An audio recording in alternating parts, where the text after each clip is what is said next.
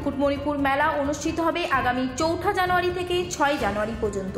মেলাতে আদিবাসী সংস্কৃতি ও লোক সংস্কৃতিকে তুলে ধরতে খাতড়া মহকুমা প্রশাসনের তরফে অনুষ্ঠানে যোগদানের জন্য শিল্পীদের ডাক দেওয়া হয়েছে। খাতড়ার মহকুমা শাসক নেহা বন্দ্যোপাধ্যায় জানান, মেলার মূল আকর্ষণ আদিবাসী সংস্কৃতিকে তুলে ধরতে আদিবাসী শিল্পীদের কাছে মেলায় দলগত ও এককভাবে যোগদানের জন্য আবেদন গ্রহণের কাজ শুরু হয়েছে।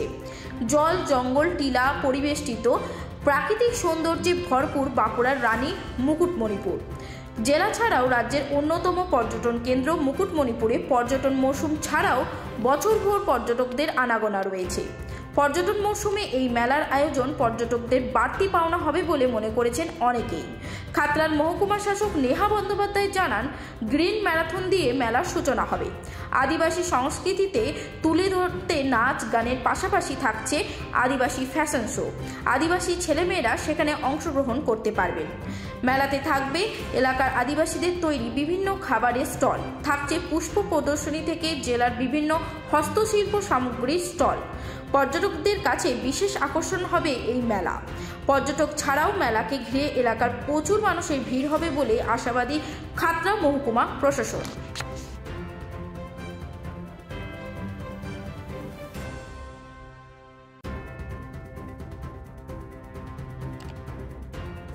ম্যাডাম, করোনার পরে আবার শুরু হচ্ছে মুকুটমণিপুর মেলা, কী কী থাকছে মেলায়? আচ্ছা, এবারে আমাদের মেলা 4, 5 এবং 6 জানুয়ারি অর্গানাইজড হয়েছে। এই মুকুটমণিপুর মেলায় আমাদের যে বিশেষ আকর্ষণ সেটা হচ্ছে আমাদের যে এখানে আদিবাসী লোকশিল্প এবং তাদের যে নৃত্য সঙ্গীত অনুষ্ঠান হয় সেইটা একটা বিশেষ আকর্ষণ থাকছে। এছাড়া আমাদের কিছু আদিবাসীদের মধ্যে কিছু স্টার ট্রাইবাল পারফর্মার্স এবং তাছাড়া আমরা আরও স্টার ট্রাইবাল পারফর্মার্সদেরকেও এখানে আনাবার চেষ্টা করছি। এছাড়াও আমাদের ফ্লাওয়ার শো থাকছে। মুকুটমণিপুর যেহেতু একটা খুবই ন্যাচারাল একটা বিউটি সম্পূর্ণ জায়গা, তাই এই মেলাটা শুরুই হচ্ছে একটা গ্রিন ম্যারাথন দিয়ে, মানে আমাদের ড্যামের ওপরে একটা সকলে একটা আমাদের এখানে যে আদিবাসী ছেলেমেয়েরা আছে ওদেরকেও এখানে ইনভলভ করে অনেকে এখানে স্পোর্টসের সাথে যুক্ত, তো সেই তাদেরকে এনকারেজ করার জন্য একটা গ্রিন ম্যারাথন দিয়ে শুরু হচ্ছে। আর তারপরে আমাদের 3 দিন ধরে আদিবাসী নৃত্য গান অনুষ্ঠান থাকছে। তাছাড়া আমাদের একটি ফ্লাওয়ার শো থাকছে এবং একটি বিশেষ আকর্ষণ যেটা এবারে এখানে প্রথম করা হচ্ছে সেটা হচ্ছে একটি ট্রাইবাল ফ্যাশন শো।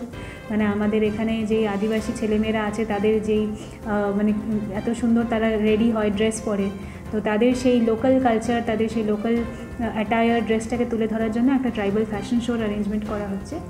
আর এছাড়াও আমাদের আরও বিশেষ আকর্ষণ বলতে আমাদের বিভিন্ন ধরনের একটা ট্রাইবাল ফুড ফেস্টিভ্যাল রাখা হচ্ছে। এখানকার এই অঞ্চলের খাবার যেরকম কিছু এখানে আদিবাসীদের খাবার এখানে খুবই সুস্বাদু হয়, সেইটা আমরা সকলের সামনে তুলে ধরতে চাইছি। তো সেটার জন্য বেশ কিছু স্টলস। আর তাছাড়া আমাদের লোকাল হস্তশিল্প যেরকম আমাদের GMDIC দপ্তর, MSME দপ্তর, খাদি দপ্তর, KVIB দপ্তর, SHGDRDC দপ্তর, এনাদেরকেও বলা হয়েছে যে এনারা মানে তাদের যেই লোকাল হস্তশিল্প আমাদের সাবডিভিশন এবং জেলা জুড়ে বাঁকুড়া জেলা জুড়ে যেই হস্তশিল্প আছে সেগুলোরও প্রদর্শনী এবং স্টলস রাখা হচ্ছে।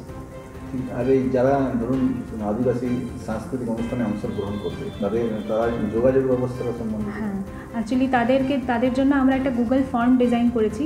সেই গুগল ফর্মের মাধ্যমে আমরা এখন অ্যাপ্লিকেশন নিচ্ছি। তারা বাড়িতে বসেই এবং বিভিন্ন জায়গা থেকে সেই ফর্মটা সার্কুলেট করা হচ্ছে। সেই ফর্মের মাধ্যমে ওরা অ্যাপ্লাই করবে এবং আমাদের 22শে ডিসেম্বর নাগাদ একটা অডিশনের মতন ব্যবস্থা করা হচ্ছে, যে যতগুলো যেরকম অ্যাপ্লিকেশন পড়বে এবং যেরকম আমাদের টাইম স্লট খালি আছে তার মধ্যে থেকে একটা সিলেকশন করে নেওয়া হবে যে কারা কারা স্টেজে পারফর্ম করার সুযোগ পাবে। যারা পারলো না গুগলে করতে, তাদের না, গুগলে মোটামুটি যারা গুগলে আশা করি সকলেই পারবে। যদি না হয় তাহলে আমাদের যেই আমরা ভিডিওসদেরকে SDICOর মাধ্যমে এবং BSKগুলোর মাধ্যমে তাদেরকে ফর্ম ভরিয়ে দেওয়ারও সম্পূর্ণ বিনামূল্যে ফর্ম ভরিয়ে দেওয়ারও ব্যবস্থা করা হচ্ছে। পর্যটকরা কি আনন্দ পাবে এই মেলাতে? হ্যাঁ, অবশ্যই। এমনিতে এটা পর্যটকেরই সিজন। ইতিমধ্যেই মুকুটমণিপুরে ভালোই পর্যটক আসা শুরু করেছে এবং ওই টাইমটাও ভীষণই মনোরম ওয়েদার থাকে এবং আশা করি পর্যটকদের জন্য এটা একটা বিশেষ আকর্ষণ হয়ে উঠবে এবং এই বছর এবং আগামী বছরেও এই মেলার গুরুত্ব আরও বাড়বে।